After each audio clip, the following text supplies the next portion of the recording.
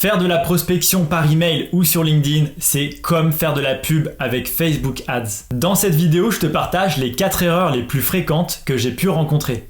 Et la 4e, elle est vraiment mortelle.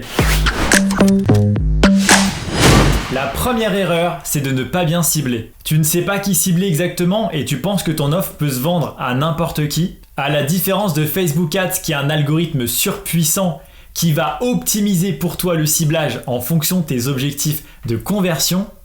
Si tu fais de l'emailing, sache que si tu cibles pas les bonnes personnes, tu vas passer des jours voire des semaines avant de comprendre que tes résultats ne sont pas bons. Mon conseil, passe du temps sur ton ICP, ton client idéal. C'est 80% de la réussite de ta campagne et ça, peu de personnes s'y intéressent réellement. Et si tu ne sais pas qui est ton client idéal, je te conseille de faire 2 à 3 campagnes que tu peux lancer en même temps sur des cibles différentes et comme ça, tu pourras prendre une décision sur la cible qui pour toi semble avoir le plus de potentiel.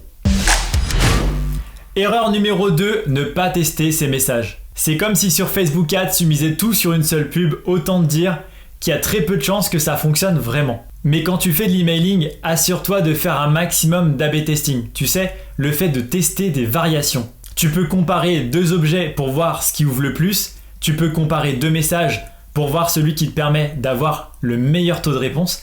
Et tu peux également tester 2 séquences différentes pour tester les timings et tester effectivement des associations multicanales et voir ce qui marche le mieux pour toi. L'erreur numéro 3, ne pas optimiser tes conversions.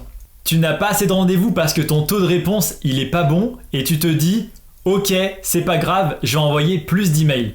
Eh bien, c'est comme si sur Facebook tu te disais ma pub fonctionne pas, c'est pas grave, je vais mettre encore plus de budget pour que ça marche. Eh bien, si tu trouves ça délirant, assure-toi d'avoir un bon taux d'ouverture et un bon taux de réponse avant effectivement de toucher plus de prospects. La 4e erreur, c'est de ne pas faire de recyclage. C'est comme si tu mettais tous tes efforts à faire venir des personnes qui ne te connaissent pas sur ton site, et c'est ce qui est le plus coûteux, et que tu ne faisais pas de retargeting. Tu sais, c'est le fait de pouvoir relancer avec de la publicité des personnes qui ont interagi avec ton contenu. Et bien quand on fait de l'emailing, c'est comme si tu avais prévu une séquence de 3 ou 4 emails. À la fin, il y a toujours des personnes qui ne te répondent pas, et c'est normal.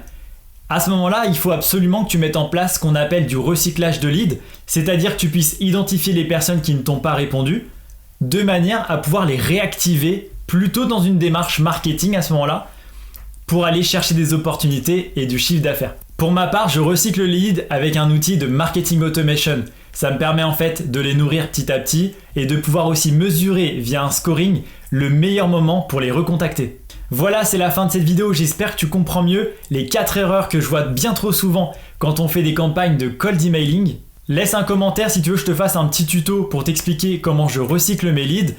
Abonne-toi à ma chaîne pour suivre mes prochaines vidéos. Et comme je le dis toujours, peu importe les outils que tu utilises, c'est la méthode qui compte. Allez, ciao!